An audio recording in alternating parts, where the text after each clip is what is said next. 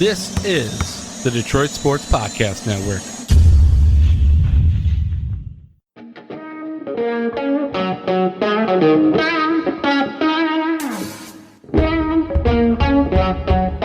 The biggest icon in podcasting.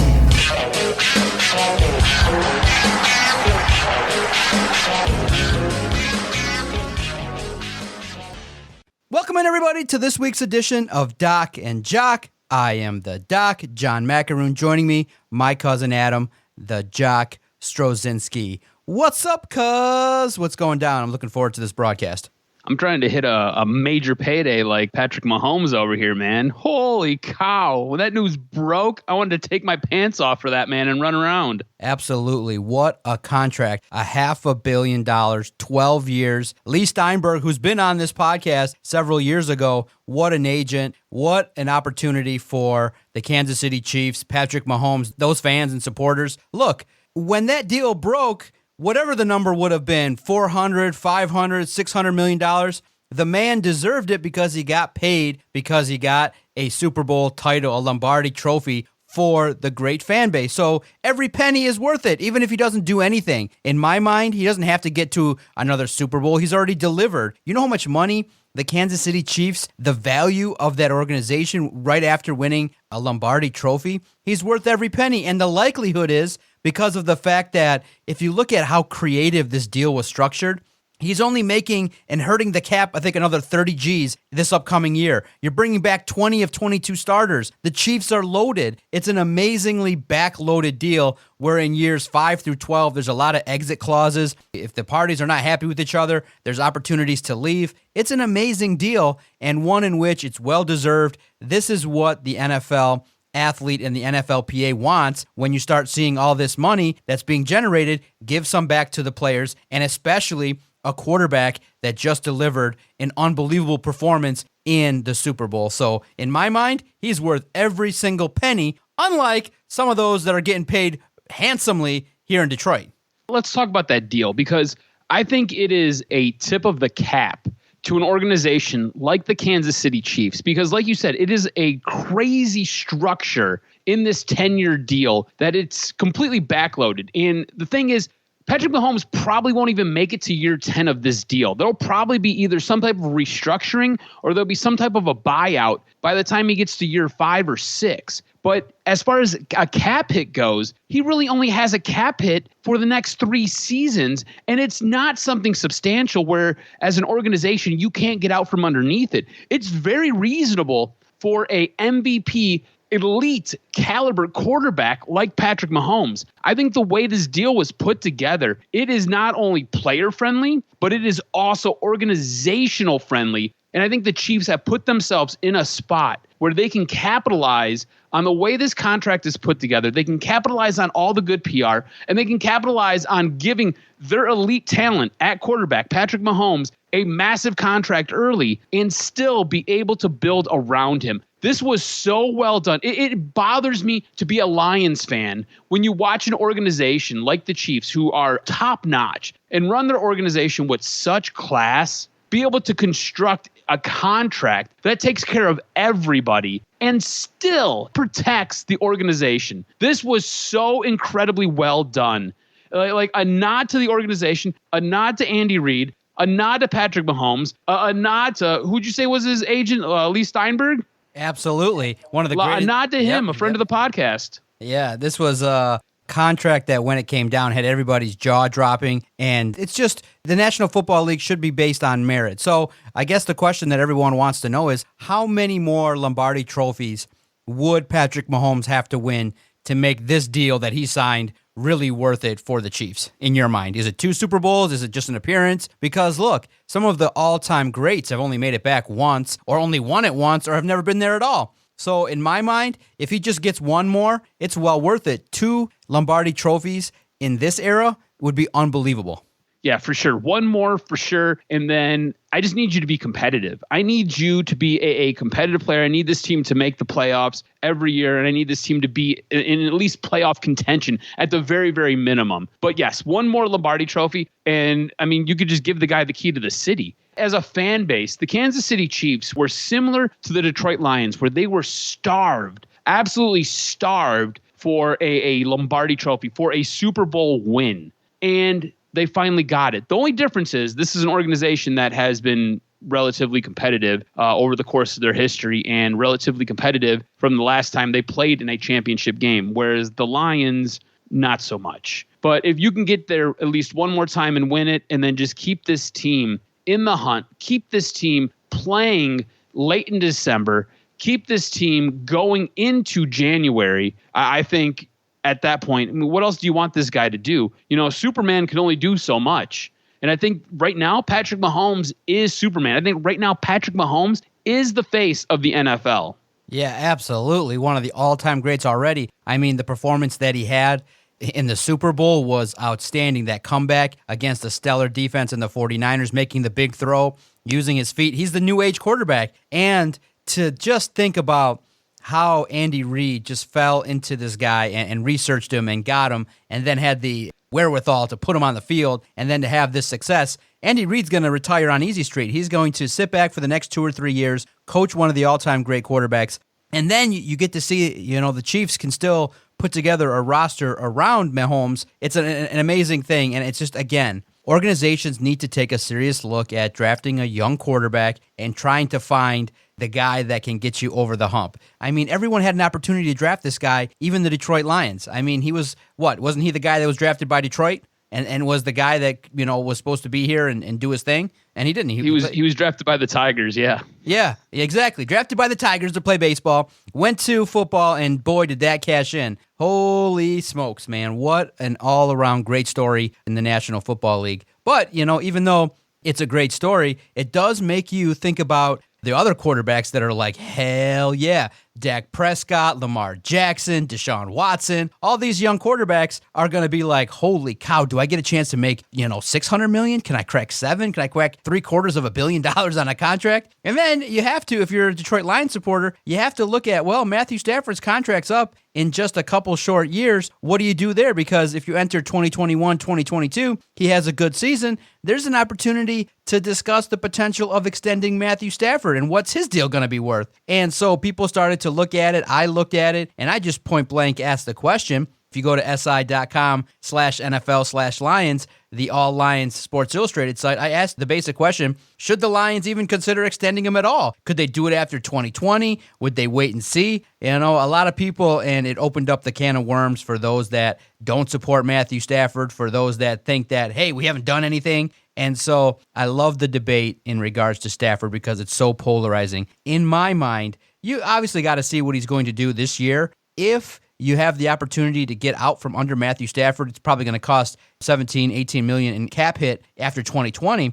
You have an opportunity. If it doesn't go right, the whole team probably could get blown up. But in my mind, let's say, for example, Matthew Stafford gets to 9-7 this year, gets him close again next year, maybe even into the playoffs.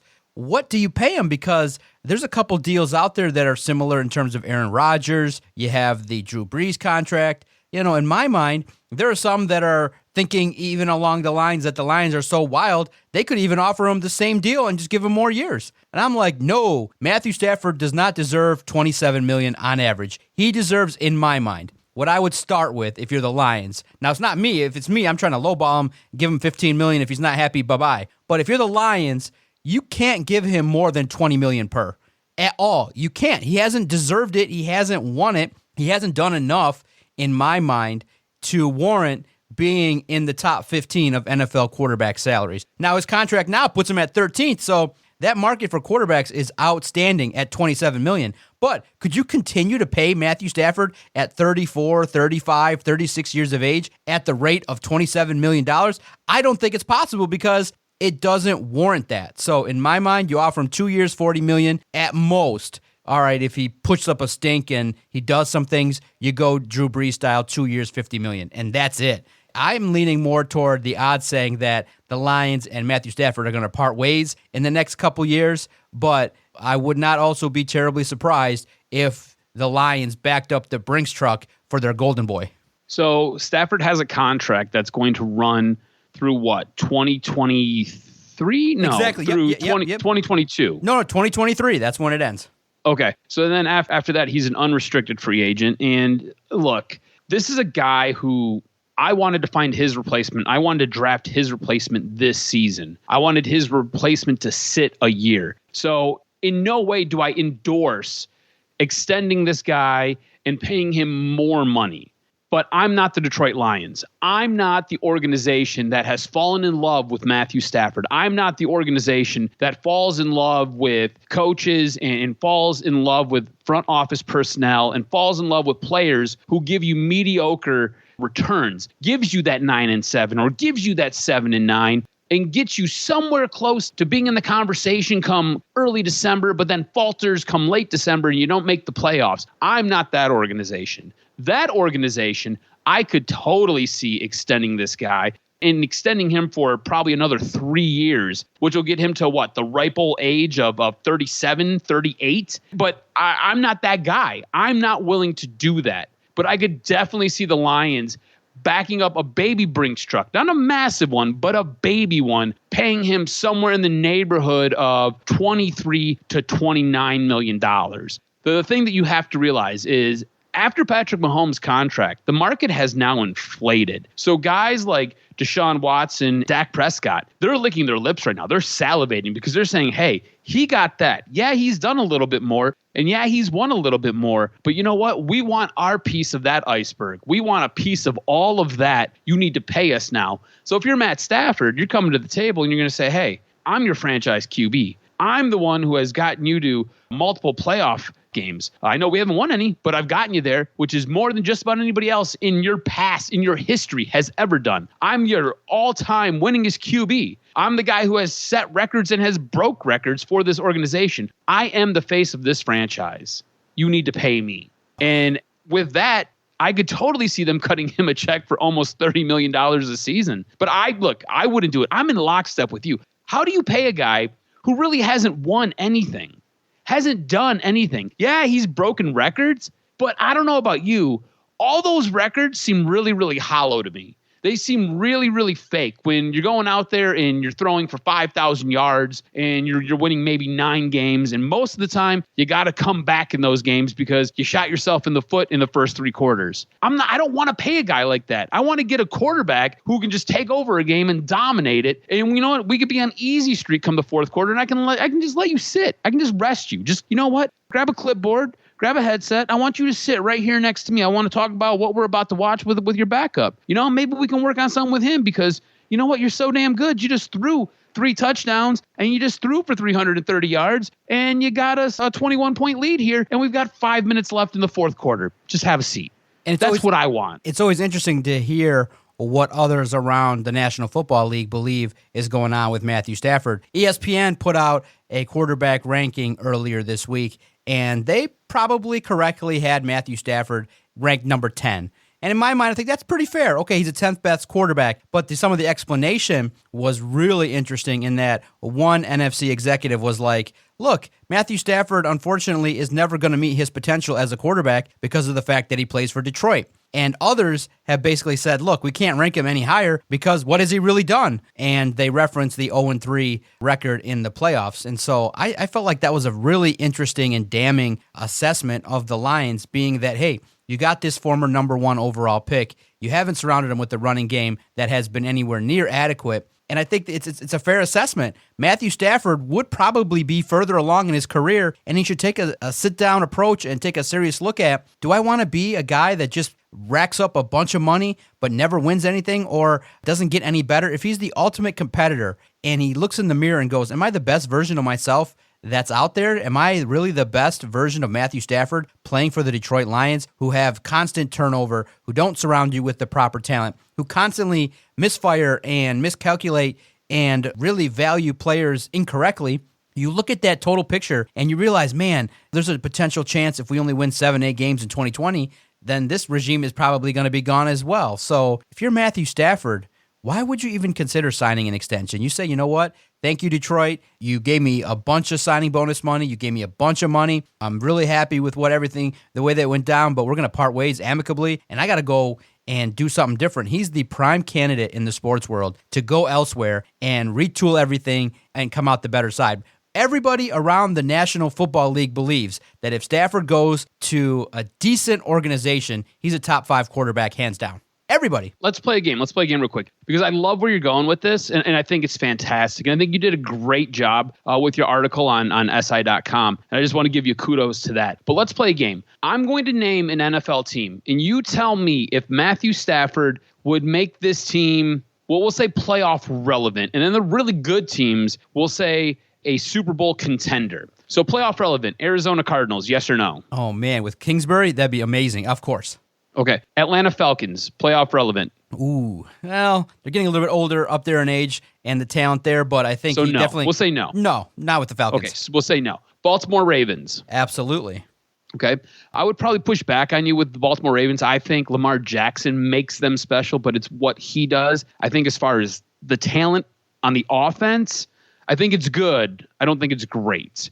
Buffalo Bills. No, I just think that there's more work needs to be done there to add around. Running back, wide receiver. They need more work. Good defense. Carolina Panthers. Ooh, I definitely want to see what year one of Rule looks like, but I would say no, not with Carolina. Okay. Chicago Bears. Ooh, that's a good one. With that defense, that's upper echelon. I think you got Matt Nagy as your head coach. Yeah, I think that he could do some things there. Definitely further along than what they got. I would go yes. Okay. What about the Cincinnati Bengals? No, they're too far. They need a lot more work. No, he would definitely get them into an opportunity to play better football, but no, not contenders.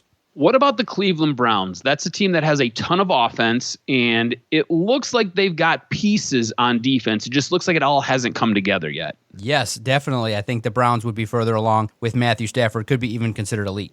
Okay, what about the Dallas Cowboys? Ooh, Dallas Cowboys. I mean, the appealing player would be Ezekiel Elliott. You got Amari Cooper there. I think they would surround him probably if they just got him one more premier tight end. I think he definitely could get them, at least would put up some healthy stats. Would he be able to get them over the hump in the NFC? Well, it definitely would be a lot better than what they got going on with Dak. I think in the evaluation phase, most people believe Stafford's better than Dak Prescott, so I think he would definitely help the cause for the Cowboys. I think I would go yes. I think with the Dallas Cowboys, he would have his best offensive line he's ever had in his career. Yep. And I think he'd make them Super Bowl relevant for sure. The Denver Broncos. Absolutely. Okay. The Green Bay Packers. I don't know. I think they're on the downslope now. They had a draft that was kind of regrettable, and I don't think that they're going to follow up what they did in 2019 and this year, so I would say no. What about a retooled Houston Texans team? Ooh, Houston Texans. Man, I don't know. Something about Bill O'Brien kind of like has that Jim Caldwell feel where he just kind of always makes that wrong turn when you know you're not supposed to. Really, that move to trade DeAndre Hopkins has a lot of people scratching their heads. But, he did kind of take the Patriot approach by stocking up on some draft picks. Will they pay off, though? That's the question. I would go no, but I think that they would be similar to where they are with Deshaun Watson. What about the Indianapolis Colts? No, too far gone. They need more work. Jacksonville Jaguars. No way. He'd probably get worse.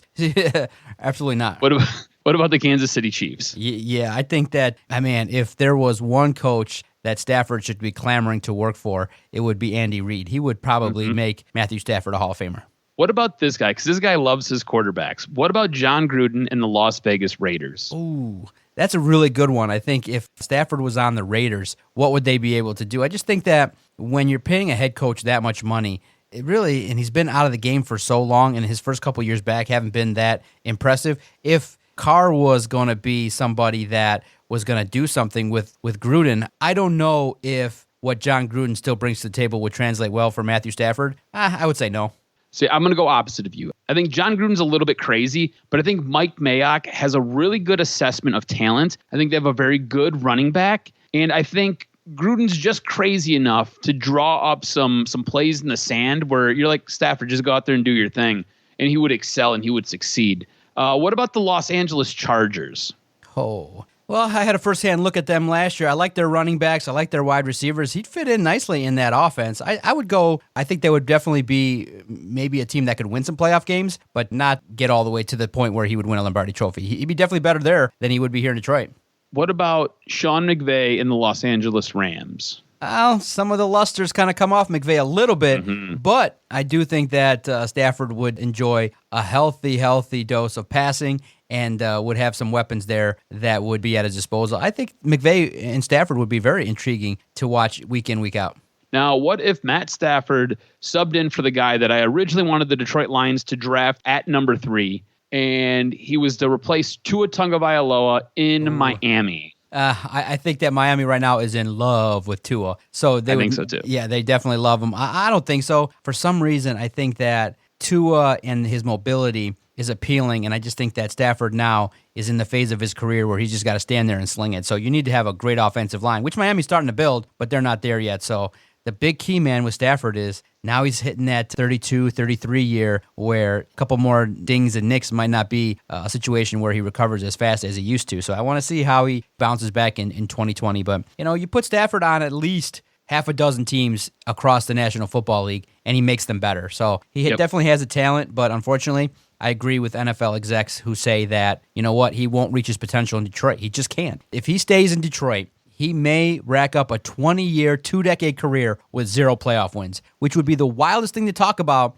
when we're in the 700s in our podcast. But we will look back heavily and talk about it every week. We'll almost open our show every week and be like, yeah, Stafford was here 20 years and didn't do nothing, and everybody loved him. And half the people respected him and will blame the organization, and the other half will be like, man, this guy stole from the Lions. Here, real quick, last one before we transition. The Minnesota Vikings. That way we cover everybody in the NFC North. Would he make the Minnesota Vikings a better football team? Because I believe so. Hell yeah.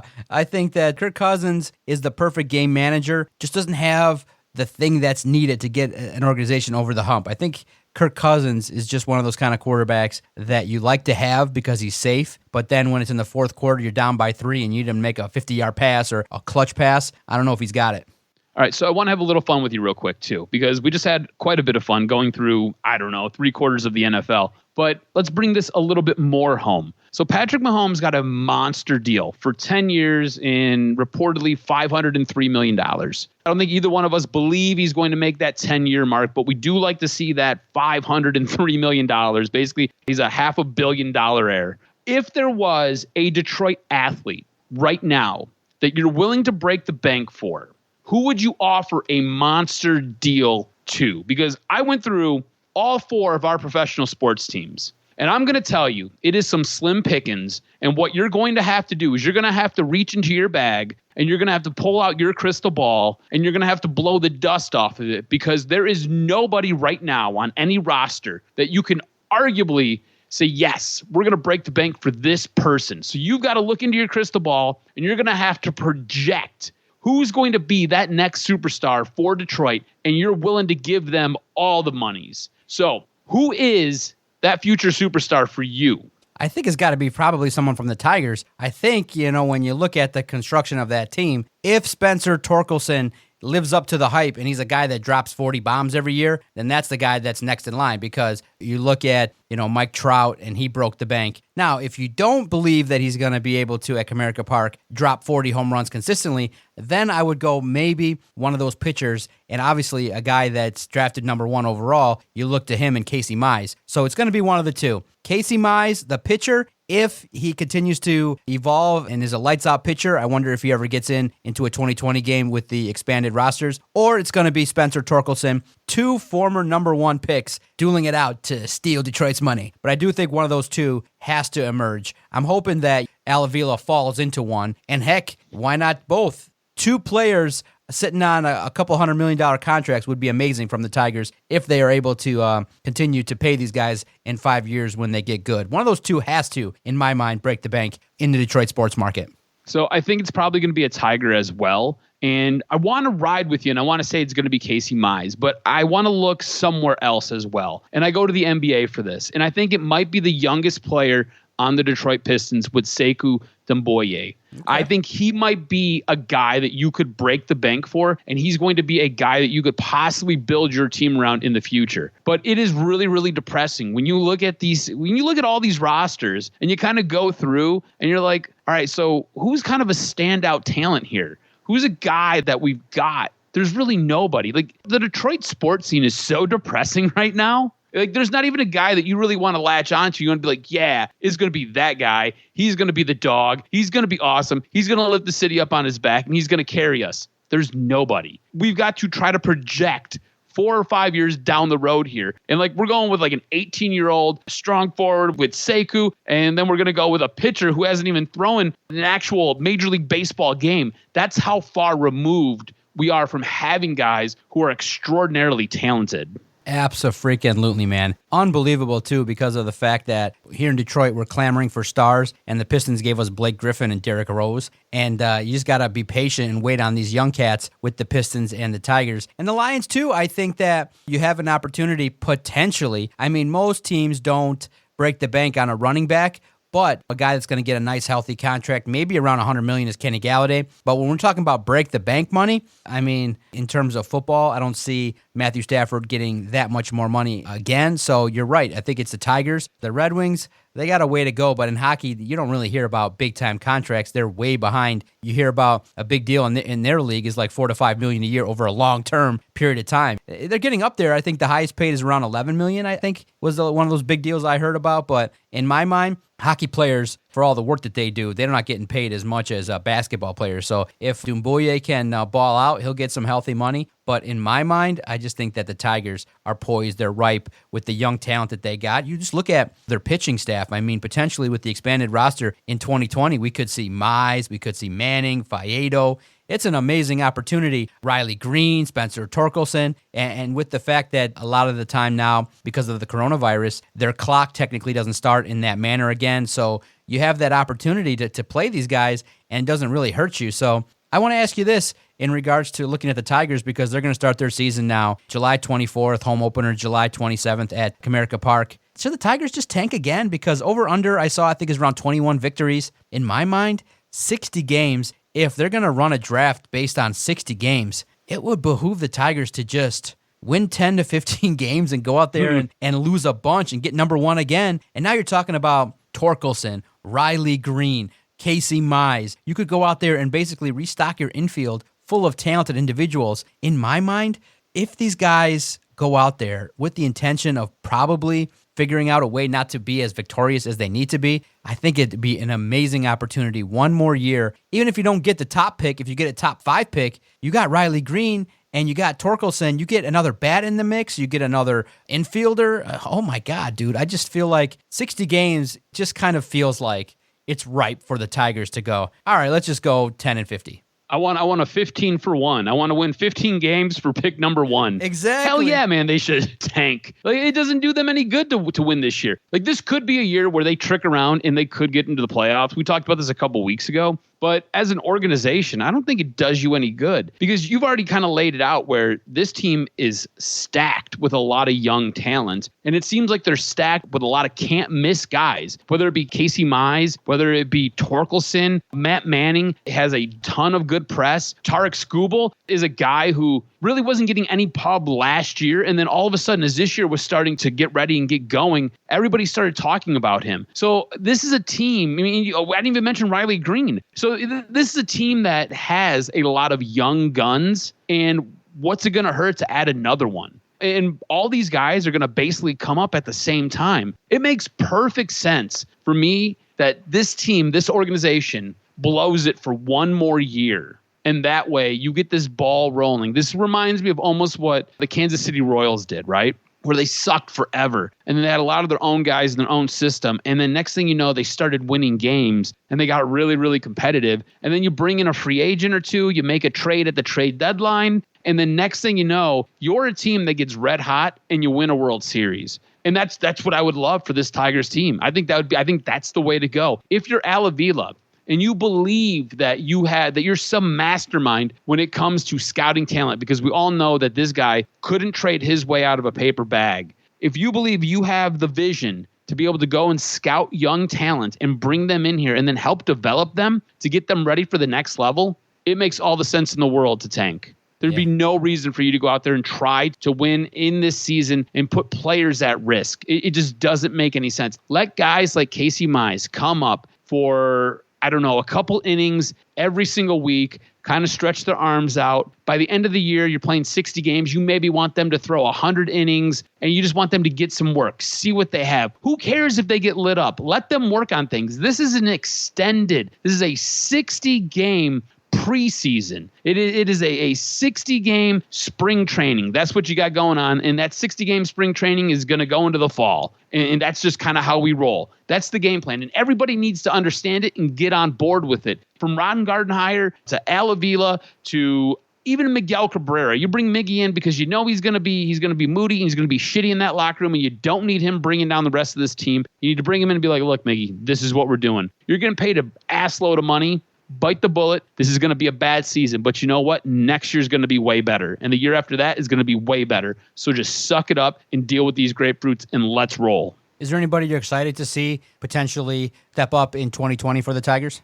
You know, I want to. So everybody's been talking about how good Miguel Cabrera looks. Again, he's done his off-season Houdini where he comes in looking super fit, and then sometime around middle of the season, whether it's because they're on the road all the time or he just makes out at the buffet, he'll gain all that weight back. But I want to see what Miguel Cabrera looks like for the first couple weeks. I do want to see Casey Mize. I'm hoping he gets some work. You know, not a ton, just a couple innings here or there, just to kind of see what he has at this level. And same thing with Tarek Skubal. Everybody's been talking about him. Like, I'm so interested to see what this guy looks like. And if Franklin Perez could just be healthy, like, I don't even need to see him up with the big club. I just need to know that he's healthy. Because this is a guy who, I think he was hurt like 3 or 4 times last year. And like, I just need him to be good to go when spring training rolls around next year.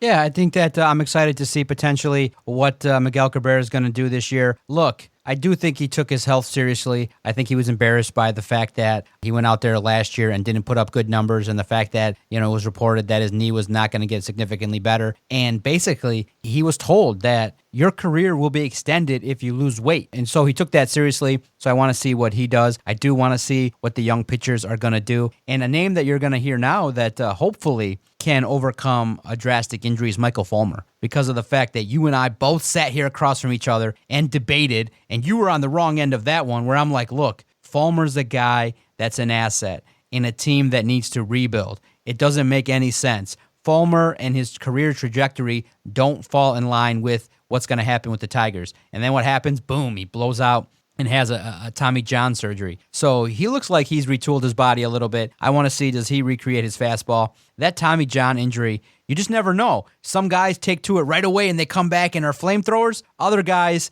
just battle it, and it just, you don't want to see a guy like that come back for 5 to 8 starts and have quality appearances and then go out with another injury. So I want to see how Michael Fulmer looks in 2020. I mean, hopefully he doesn't blow out his elbow again. Yeah, you don't want to see that. I mean, yeah, I guess you're right. At this point, I'm almost like, hey, you just take the season off too, and you come back better than ever a year later. I mean, I'm so nervous for him. Like, I put him in Franklin Perez's camp, where he's a guy who just has I don't know if it's delivery. I don't know if it's just kind of the way he's made. Well, whatever it is, he can't seem to stay healthy himself. So I just want him to be good to go. And if you're not going to trade him, you need him here. He needs to be an asset. And it doesn't look like they're going to trade him. So they look like they're trying to build around him. So if that's the case, whatever you got to do to be healthy. But it'd be nice to see him come back, look good, and be a dominant pitcher. Absolutely. Oh, man, good podcast. Looking forward to seeing how the Tigers progress as spring training kind of moves along there at Comerica Park. Good stuff. Follow Adam on Twitter at AdamRSTROZ. Follow the network at Detroit Podcast. Make sure you interact if you've liked or disliked anything that we've said this week. Feel free, get in here. Let us know what you're thinking.